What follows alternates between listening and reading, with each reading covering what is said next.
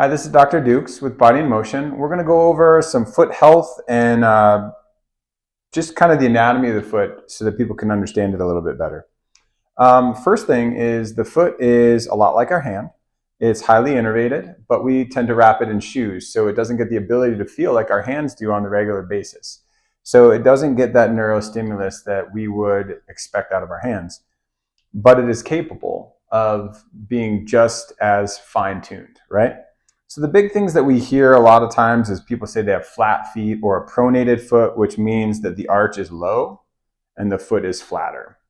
And then we also have a supinated foot, which would be the reverse, which would be the arch is high and the foot is a little bit more rigid.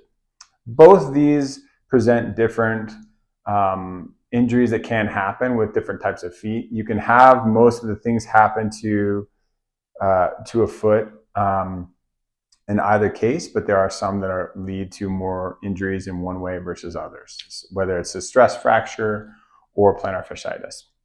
So the foot is really unique because it has those 26 bones. It has a lot of ways to accommodate range of motion that may be less than ideal with certain people.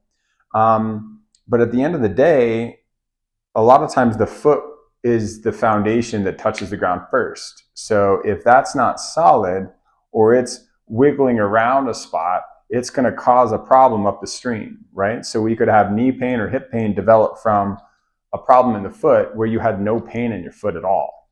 So it's always really important, and that's why at our clinic we tend to look at the foot in every patient because it is low-hanging fruit. It's the first thing that touches the ground when we move. And since most of the stuff that we work with patients on is for some type of movement, it makes sense.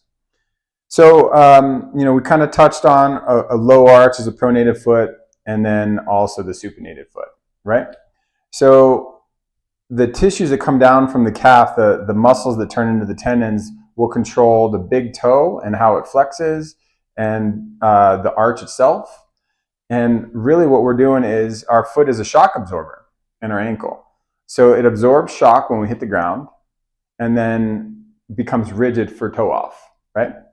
So that's super important.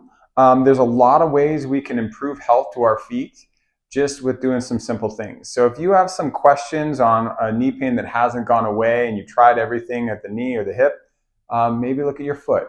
And if you want to ask us some questions, feel free to schedule a telehealth call or a discovery call with us on our website, and we'll be happy to help.